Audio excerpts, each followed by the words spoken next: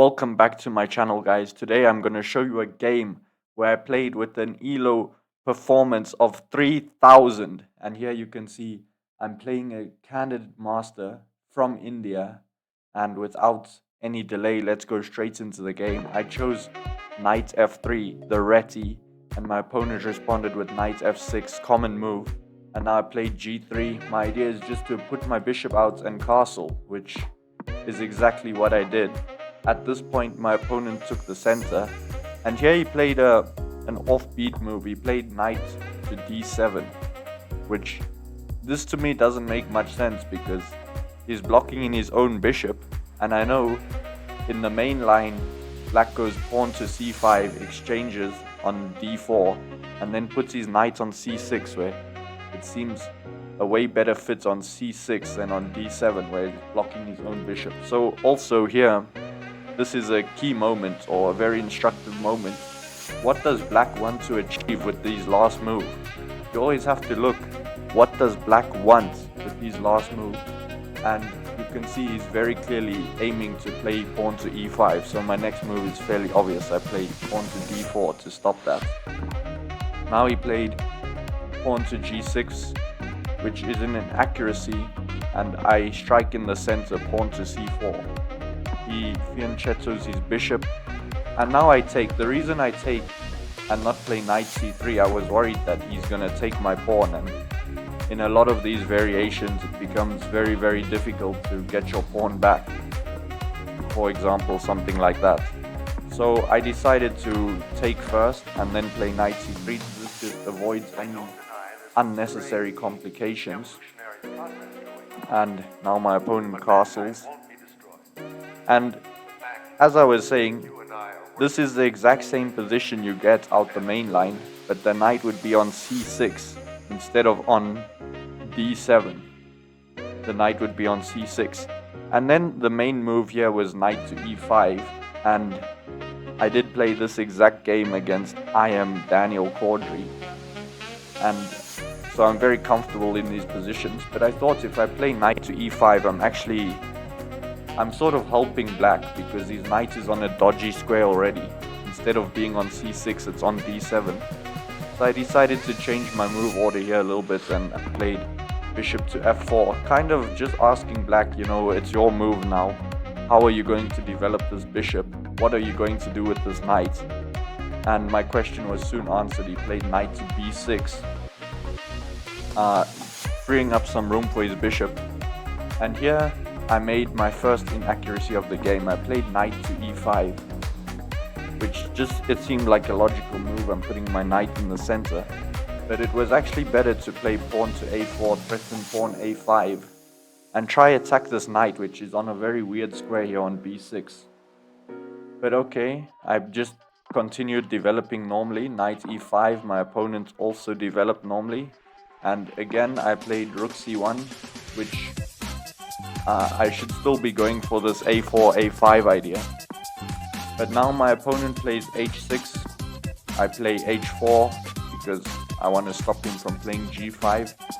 And my opponent played knight h5, and here immediately I started looking for some tactics involving pawn to g4. Obviously I can't do this now because I will just lose my bishop. So I played the move bishop to e3, sliding back. And now it was my chance to strike. My opponent made a big blunder, pawn to a6.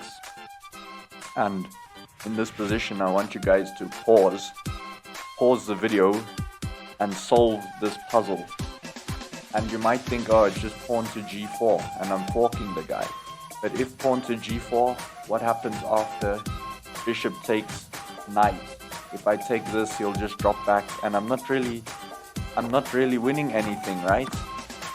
But the key move here, for those of you who paused the video, is g4, and when he takes, now we take the bishop back, and after he takes this pawn, there's a beautiful fork, queen d4, and I'm threatening the knight and the bishop at the same time.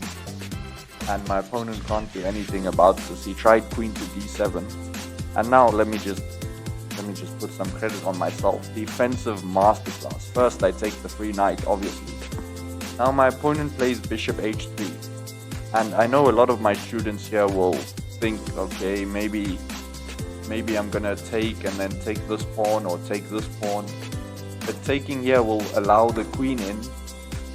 And after something like this, it just seems like this queen is going to be causing some havoc for me.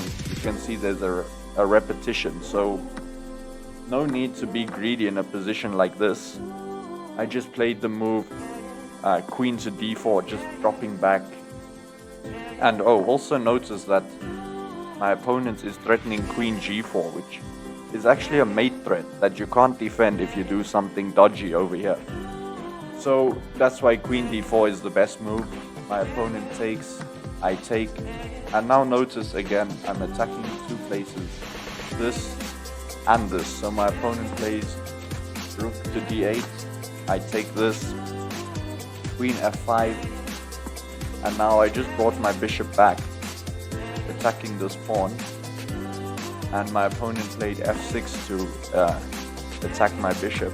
Takes, bishop d2, rook to c8, and my opponent definitely wants to play rook to c4 next, and then he's gonna be coming queen g4, and all sorts of dodgy stuff is happening. So I had to find this very nice move, pawn to f3, just protecting this square and giving my queen a square to retreat to, which is what happened. Now my opponent played knight f4, which I thought it's giving me a chance to exchange, so obviously I'm gonna take that. Rook takes, and now this is a very key move, pawn to e4, and this is like where I know I'm winning the game, because after takes, my knight is an octopus knight here in the center, just controlling everything, controlling all the key squares. The rook can't come in, there's no checks, everything's protected. And now my opponent played rook d3, really trying to put pressure on the pawn, but I put pressure on his queen. And I want you guys to find the final nail in the coffin in this position. Pause the video if you want to, and if you've paused, or if you haven't paused, the answer is queen to g3, and my opponent actually just resigned. I'm attacking the rook, and I'm attacking the pawn on g6 as well. And again, you can see my knight is doing a brilliant job defending all the background threats. And this check would really not achieve anything, because I just block with my rook, and there's no way to protect this and this at the same time. So anyway, I hope you guys enjoyed this video. Please subscribe, and I'll see you guys soon.